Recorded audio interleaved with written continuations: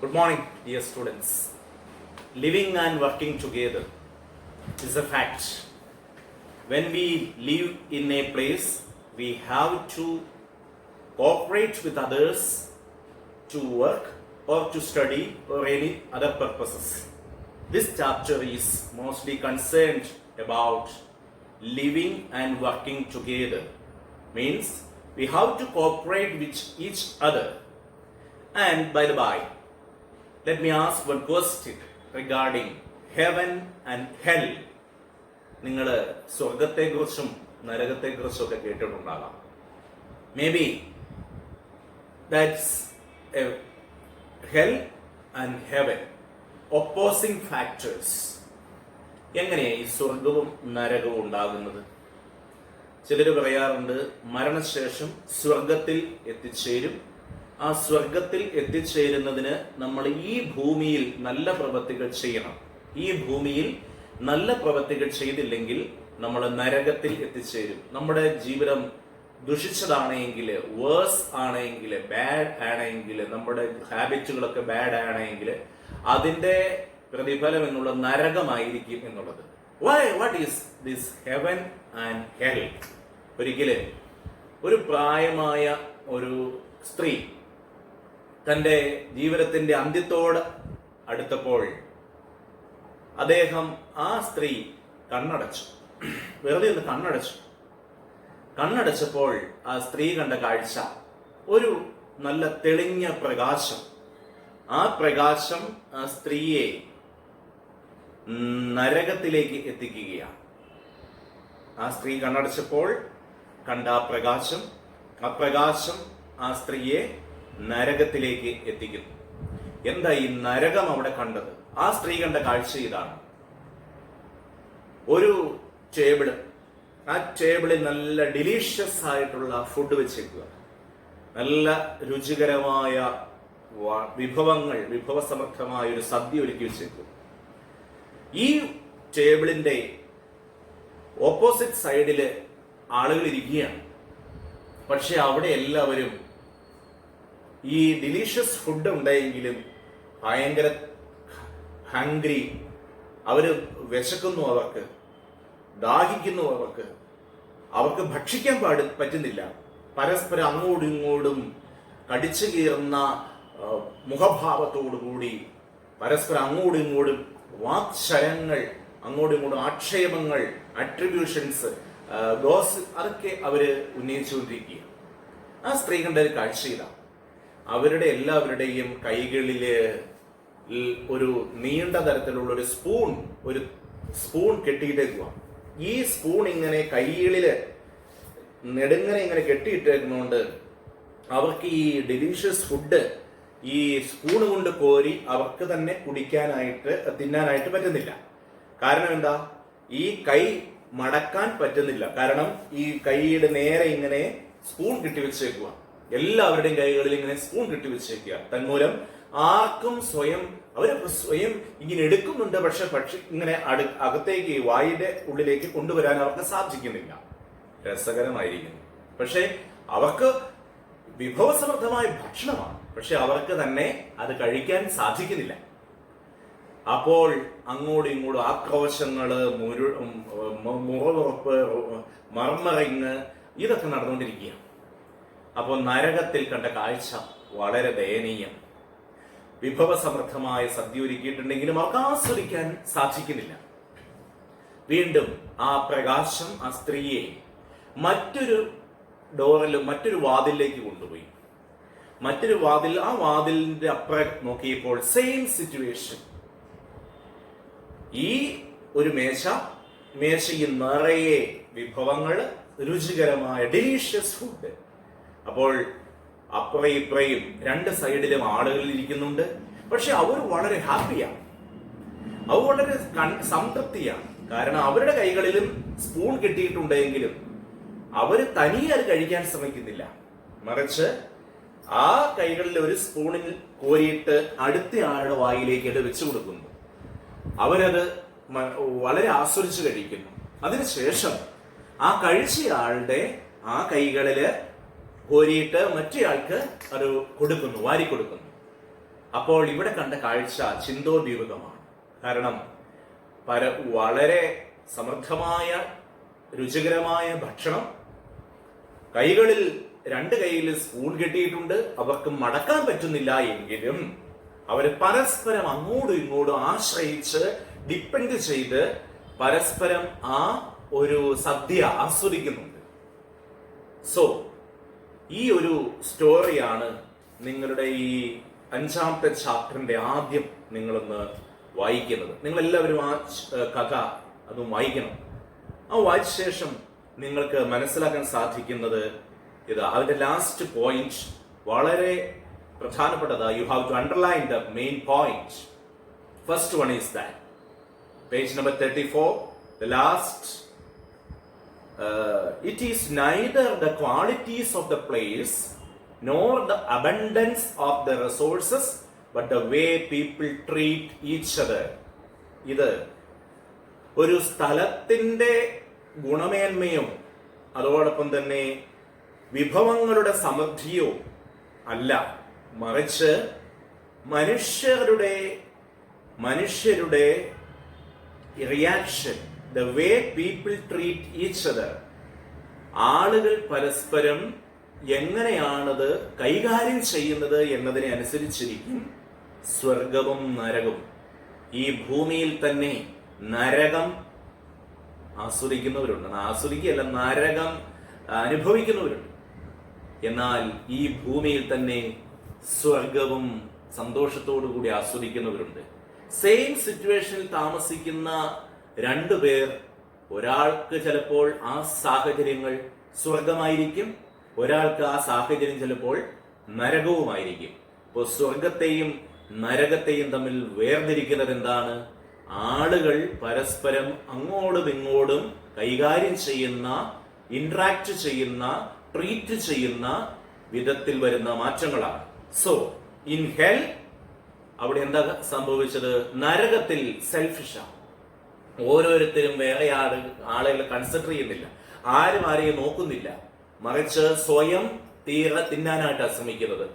സ്വയം തിന്നാനായിട്ട് ശ്രമിച്ചാൽ അയാളുടെ കൈകളിൽ സ്പൂൺ, അവരെ തിന്നാൻ സാധിക്കുന്നില്ല. സെൽഫിഷ് നേച്ചർ ഉള്ളവർ അങ്ങനെയാണ്.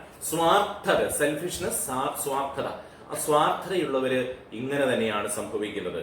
We would rather go hungry than give the people we don't care to the pleasure of eating. അപ്പോൾ നമ്മൾ സംബന്ധിക്കുന്നത് നരകം എന്നുള്ളത് സ്വാർത്ഥതയുടെ ഒരു അവസ്ഥയാണ്. എന്നാൽ സ്വർഗം എന്നുള്ളത് ഫീഡ് ഈച്ച് അതർ, അവരനെയും കൂടി പരിഗണിക്കുന്നതാണ്, അവരനും കൂടി ഭോജ്യങ്ങൾ കൊടുക്കുന്നതാണ്. അപ്പോ സ്വർഗം എന്നുള്ളത് മറ്റുള്ളവരെയും കൂടി പരിഗണിക്കുന്നതാണ്. മറ്റുള്ളവരെയും കൂടി അവരെയും കൂടി നല്ല മനോഭാവത്തോടു കൂടി അവരെയും കൂടി പരിചരിക്കുന്നതാണ് സ്വർഗം എന്നുള്ളത്. So this story is known as parable of long spoon. The one-word question will be there. This story is known as dash, the parable of long spoon. It is a popular and a well-known tale. ഇതൊരു വളരെ പ്രശസ്തമായ ഒരു കഥയാണ്. ഈ കഥ എഴുതിയത് അത് ആരുടെ പേരിലാണ്? ഇത് റബ്ബി ഹൈം ഓഫ് റാംഷിഷോക്, റബ്ബി ഹൈം ഓഫ് റാംഷിഷോക് എന്ന ഒരു റബ്ബ എഴുതിയ ഒരു കഥയാണിത്. ഈ കഥയുടെ പ്രമേയത്തിൽ നമ്മൾ പരസ്പരമുള്ള ആശ്രയബോധം, ഇന്റർഡിപ്പെൻഡൻസ്, പരസ്പരമുള്ള ആശ്രയം, ഇന്റർഡിപ്പെൻഡൻസ് ഓഫ് ഹ്യൂമൻ റേസ്, മനുഷ്യവംശത്തിന്റെ പരസ്പരമുള്ള ആശ്രയത്തെയാണ് ഈ ഒരു പാരബിൾ കാണുന്നത്. അതോടൊപ്പം തന്നെ significance of trusting those around us, നമ്മുടെ ചുറ്റുമുള്ളവരെ നമ്മളൊന്ന് ട്രസ്റ്റ് ചെയ്യുക, അവരിൽ വിശ്വാസമർപ്പിക്കുക. അത് വളരെ പ്രധാനപ്പെട്ടതാണ്. മറ്റുള്ളവരെ നമ്മൾ വിശ്വാസം അർപ്പിച്ചില്ല എങ്കിൽ, മറ്റുള്ളവരിൽ വിശ്വസിച്ചില്ല എങ്കിൽ നമുക്കെപ്പോഴും ഭയമായിരിക്കും, നമുക്കെപ്പോഴും സംശയമായിരിക്കും. മറ്റുള്ളവരോടുള്ള വിശ്വാസം നമ്മളിൽ ഇല്ല എങ്കിൽ നമ്മളെപ്പോഴും ഭയത്തിന്റെയും സംശയത്തിന്റെയും നിഴലിലായിരിക്കും. അല്ലെങ്കിൽ ഒന്ന് ചിന്തിച്ചു നോക്കിയേ, നിങ്ങളുടെ വീട്ടിൽ തന്നെ നിങ്ങളുടെ അപ്പന്റെ ആ പരിഗണന, ആ അപ്പന്റെ പരിഗണനയും ആദരവും അപ്പന് കൊടുക്കുമ്പോൾ നിങ്ങൾ അപ്പനിൽ വിശ്വസിക്കുകയാണ്. നിങ്ങൾ ഓർക്കുക, നിങ്ങളുടെ വീട്ടിൽ നിങ്ങളുടെ അമ്മയ്ക്ക് അമ്മ എന്ന ആ ഒരു ആദരവ്, അമ്മ എന്ന ഒരു പരിഗണന, അമ്മയെ പോലെ അമ്മയെ കാണുവാനും സഹായിക്കാനും സാധിക്കുമ്പോൾ നിങ്ങൾ അമ്മയിൽ വിശ്വാസം അർപ്പിക്കുകയാണ്. അതല്ല എങ്കിൽ നിങ്ങൾ അപ്പനെ ധിക്കരിക്കുന്നെങ്കിൽ, ആ അമ്മയെ ധിക്കരിക്കുന്നെങ്കിൽ അമ്മയിൽ ആശ്രയം വെക്കുന്നില്ല. തോന്നിവാസമാണ്. ഞാൻ എന്റെ രീതിയിൽ ചെയ്യും, അമ്മ ആരാ ചോദിക്കാൻ, അപ്പൻ ആരാ ചോദിക്കാൻ. ഈ ഒരു വാക്ക് പറയാൻ കാരണം എന്താ? നിങ്ങൾ അപ്പനിൽ അമ്മയിൽ വിശ്വാസം അർപ്പിക്കുന്നില്ല, ട്രസ്റ്റ് ചെയ്യുന്നില്ല. അതോടൊപ്പം തന്നെ വീട്ടില് നിങ്ങളുടെ ചേട്ടനുണ്ടാകാം, അനുജനുണ്ടാകാം, ചേച്ചി ഉണ്ടാകാം, അനുജത്തിനുണ്ടാകാം. ഈ വ്യക്തികളോട് നിങ്ങൾ പരിഗണനയും അവരെ നല്ല രീതിയിൽ പരിചരിക്കുന്ന മനോഭാവം ഉണ്ട് എങ്കിൽ അവിടെ സ്വർഗമാണ്. ചിലര് പറയാറില്ലേ, എന്തൊട്ട് വീടാ ഇത്, ഇതെന്നാ നരകമാണ്, നരകത്തിലേക്ക് കയറി ചെല്ലുന്ന പോലെയാണ്, ഇല്ലേ?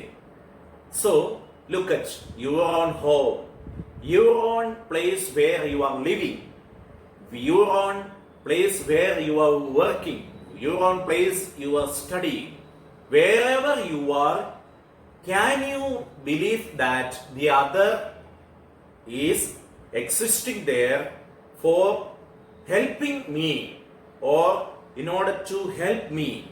മറ്റുള്ളവര് എന്റെ ചുറ്റുമുള്ളത് എന്നെ സഹായിക്കാൻ വേണ്ടിയിട്ടാണ്. അപ്പോൾ ഞാനും എന്താ ചെയ്യുന്നത്? ഞാനും ആ സഹായം മറ്റുള്ളവർക്ക് കൊടുക്കണം. പരസ്പരം കൊടുക്കൽ വാങ്ങൽ വ്യവസ്ഥ, അത് ഈ ഒരു ഡിപ്പെൻഡൻസി കൾച്ചറിൽ നിന്നാണ് ഉണ്ടാവുക. അപ്പോഴാണ് സ്വർഗവും നരകവും നമുക്ക് കിട്ടുക. സ്വർഗത്തെ കിട്ടണമെങ്കിൽ മറ്റുള്ളവരിൽ ആശ്രയിക്കണം, മറ്റുള്ളവരെ പരിചരിക്കണം. എന്നാൽ if you feel hell, if you are feeling hell, the hell is within you or within the premise of you, because you are not at all trusting others, you are not at all depending others. So interdependence of each other, that is a very important factor. Now come to the next portion, challenge to trust. എന്താണ് ഈ വിശ്വസ്തതയുടെ വിശ്വാസ്യത, trust, വിശ്വാസ്യത? ആ വിശ്വാസ്യതയുടെ വെല്ലുവിളികൾ എന്തൊക്കെയാണെന്ന് നമ്മൾ മനസ്സിലാക്കുക. The world we live today is modern and fast paced. ഇന്ന് നമ്മൾ ജീവിക്കുന്ന ഈ ലോകം എന്നുള്ളത് പുരോഗമനത്തിന്റെ ഒരു ലോകമാണ്, ഫാസ്റ്റ് ചേഞ്ചിങ് ലോകമാണ്. അവിടെ നമ്മൾ മനസ്സിലാക്കുക, രാജ്യങ്ങൾ തമ്മിലുള്ള കിടമത്സരം നടക്കുന്നു, ആളുകൾ തമ്മിലുള്ള കിടമത്സരം നടക്കുന്നു. മോഡേൺ ടെക്നോളജി, മോഡേൺ ട്രാൻസ്പോർട്ട്, ഇതെല്ലാം ഉണ്ട്. ഇന്റർനെറ്റ് ഫെസിലിറ്റീസ് ഉണ്ട്, ഇതെല്ലാം പരസ്പരം ഉണ്ട്. പക്ഷേ വേൾഡ് ദ സ്റ്റാർ കയറി ഇതെല്ലാം ഉണ്ട് എങ്കിലും ഒരു വിരോധാഭാസം, വിരോധാഭാസം എന്നുള്ളത് എന്താണ്? The era of disconnect among human. നമ്മൾ പറയാറുണ്ട് ലോകം വിരൽ തുമ്പിലാണെന്ന്. The world is in your fingertip. ഈ ഫിംഗർ ടിപ്പിലാണ് നിന്റെ ലോകമെങ്കിൽ, എന്ന് വെച്ചാൽ ഒരു ടാബ് ഒന്ന്, ഒരു നോബ് ഒന്ന്, ഒരു കീബോർഡ് ബട്ടൺ ഒന്ന് അമർത്തിയാൽ മതി, നിന്റെ ഈ ലോകം നിന്റെ മുമ്പിൽ വരും. അത്രയേറെ വികസിച്ചു ലോകം. പക്ഷേ ഈ ഐറണി, വിരോധാഭാസം എന്താണ്? ഇങ്ങനെയൊക്കെയാണെങ്കിലും era of disconnect among human being, മനുഷ്യർ തമ്മിലുള്ള ബന്ധങ്ങൾ അകന്നു പോയിക്കൊണ്ടിരിക്കുന്നു. മനുഷ്യർ തമ്മിലുള്ള ബന്ധങ്ങൾ ഇന്ന് ഡിസ്കണക്ട് ആയിരിച്ചിരിക്കുന്നു. So you have to disconnect to the technology world, you have to disconnect to the worldly affairs in order to connect. Worldly ആയിട്ടുള്ള കാര്യങ്ങളിൽ ചില കാര്യങ്ങളിൽ ഡിസ്കണക്ട് ആയാൽ മാത്രമേ നിങ്ങൾക്ക് നിങ്ങളുടെ വീട്ടുകാരുമായിട്ടും നിങ്ങളുടെ സുഹൃത്തുക്കളുമായിട്ടും കണക്ട് ചെയ്യാൻ പറ്റുള്ളൂ. അപ്പോൾ ടെക്നോളജിയോടുള്ള ഒരു ഇന്റർ കണക്ഷൻസ് അതിന് അതിൻ്റെതായ ഒരു പരിമിതിയുണ്ട്. So you have to connect with human nature, മാനുഷികമായ പ്രകൃതത്തോടുകൂടി പരസ്പരം ബന്ധപ്പെടാനായിട്ട് സാധിക്കുക എന്നുള്ളതാണ്. So often we might not be even aware of our immediate neighbor. So ഒരിക്കലേ ഒരു വീട്ടിൽ തന്നെ താഴത്തെയും മുകളിലത്തെ താഴത്തെ നിലയില് അപ്പനും അമ്മയും ഒക്കെ കിടക്കുന്നു, മുകളിലത്തെ നിലയില് ഒരു മോൻ കിടക്കുന്നു. അപ്പനും അമ്മയും എന്ത് ചെയ്യുന്നുവെന്ന് ഈ മകൻ മൈൻഡ് ചെയ്യുന്നില്ല. മകന് ഇന്റർനാഷണൽ ബിസിനസ്സാണ്, ഇന്റർനാഷണൽ തലത്തിലുള്ള ബന്ധങ്ങളാണ്. പക്ഷേ എല്ലാവരുമായിട്ട് ഭയങ്കര ഇന്റർനാഷണൽ റിലേഷൻസാണ്. പക്ഷേ സ്വന്തം അപ്പനോടും അമ്മയോടും ഇന്ററാക്ഷൻ ഇല്ലായെങ്കിൽ എന്ത് ബന്ധമാണ്? അപ്പന്റെയും അമ്മയുടെയും ആ കാര്യങ്ങളിൽ ഇടപെടാതെ എന്ത് റിലേഷൻഷിപ്പാണ് ഈ മകന് കൊടുക്കാനുള്ളത്?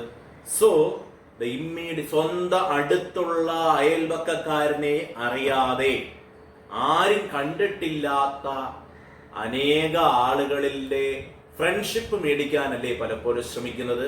നിങ്ങൾക്ക് നിങ്ങളുടെ ഫേസ്ബുക്കിൽ ചിലപ്പോഴൊക്കെ ചിലരുടെയൊക്കെ ഫേസ്ബുക്കിൽ 2000, 5000 ഒക്കെ ഫ്രണ്ട്സ് കാണും.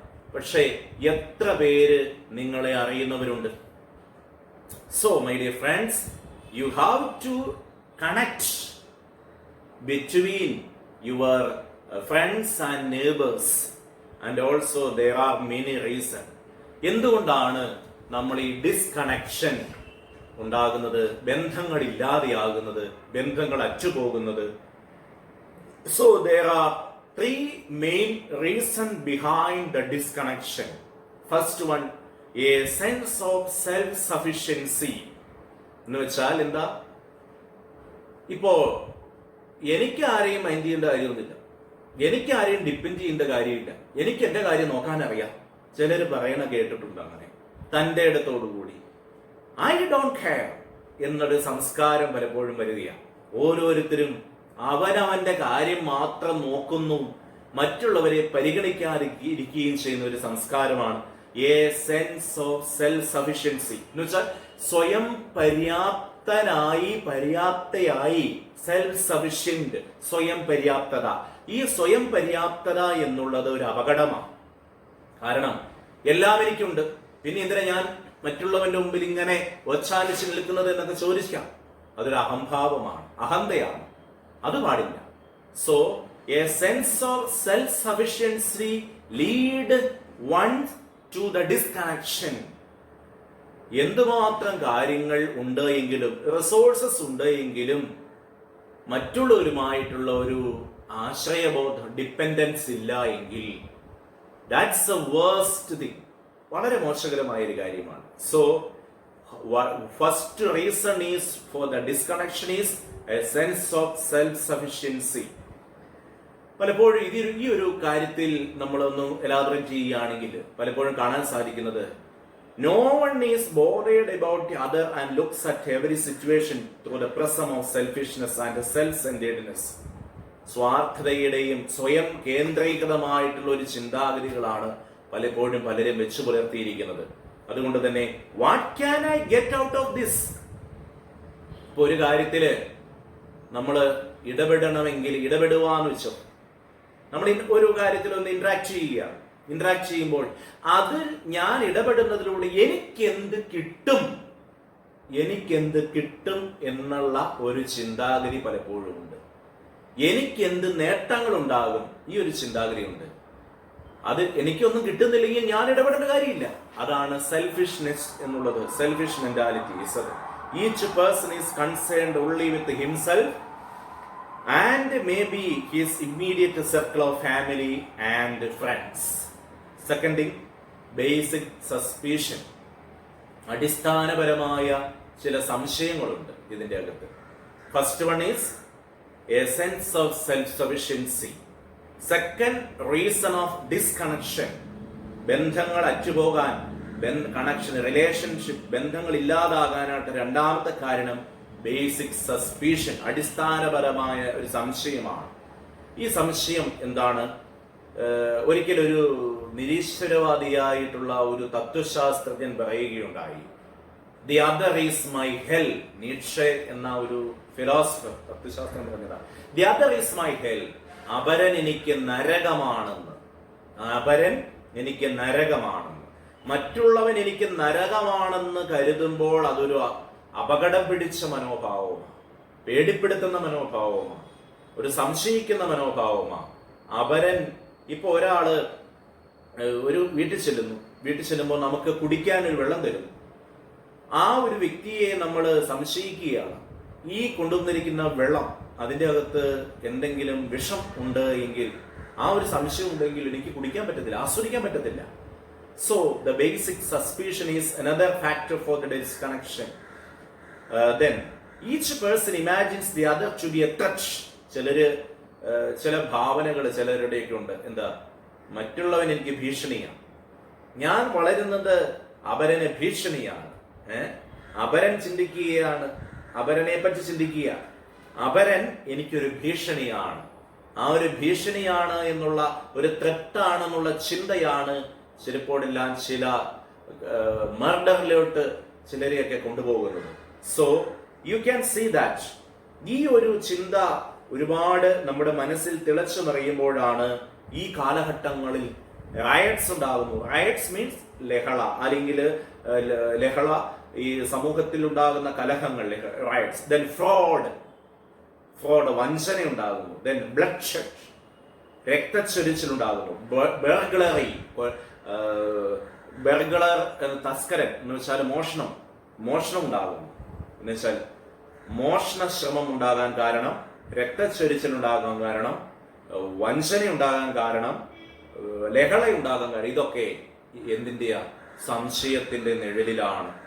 ആൻഡ് പല മലീഷ്യസ് ആയിട്ടുള്ള പ്രവൃത്തികൾ, പലതരത്തിലുള്ള തെറ്റായ പ്രവൃത്തികൾ ഉണ്ടാകാൻ കാരണം ഈ ഒരു അപരനെ നമ്മൾ ഭയത്തോടുകൂടി അല്ലെങ്കിൽ ഭീഷണിയോടുകൂടി കാണുമ്പോൾ തന്നെയാണ്. ദി അതർ സെക്സ്, മറ്റുള്ള ഒരു സ്ത്രീ, ആ സ്ത്രീ അത്ര ശരിയല്ല എന്ന് ഞാൻ സംശയിക്കുമ്പോൾ എനിക്ക് അവരുമായിട്ട് ഇടപെടാൻ പാടില്ല, റിലേറ്റ് ചെയ്യാൻ പാടില്ല എനിക്ക്. സോ ദി അതർ റിലീജിയൻ, ആ മതം വളർന്നു വന്നാൽ ഭീഷണിയാണ് എന്ന ചിന്ത വേറെ ഒരു മതത്തിൽപ്പെട്ട ഒരാൾ ചിന്തിക്കുമ്പോൾ അതും ഒരു ത്രെട്ടായിട്ട് തീരുമ്പോൾ ആ മതത്തിൽ നമ്മൾ ആ മതത്തെ ആദരിക്കാൻ പോകുന്നില്ല. പക്ഷെ ഇന്ത്യയിൽ നമ്മളിപ്പോൾ കാണുന്ന ഒരു വർഗീയത ഉണ്ടാകാൻ കാരണം എന്താ? മറ്റു മതങ്ങളോടുള്ള നമ്മുടെ റെസ്പെക്ട്, ആദരവില്ലാതായിത്തീരുന്നു. എല്ലാ മതങ്ങളെയും ഒരേ രീതിയിൽ ആദരിക്കാനും ബഹുമാനിക്കാനും നമുക്ക് കടമയുണ്ട്.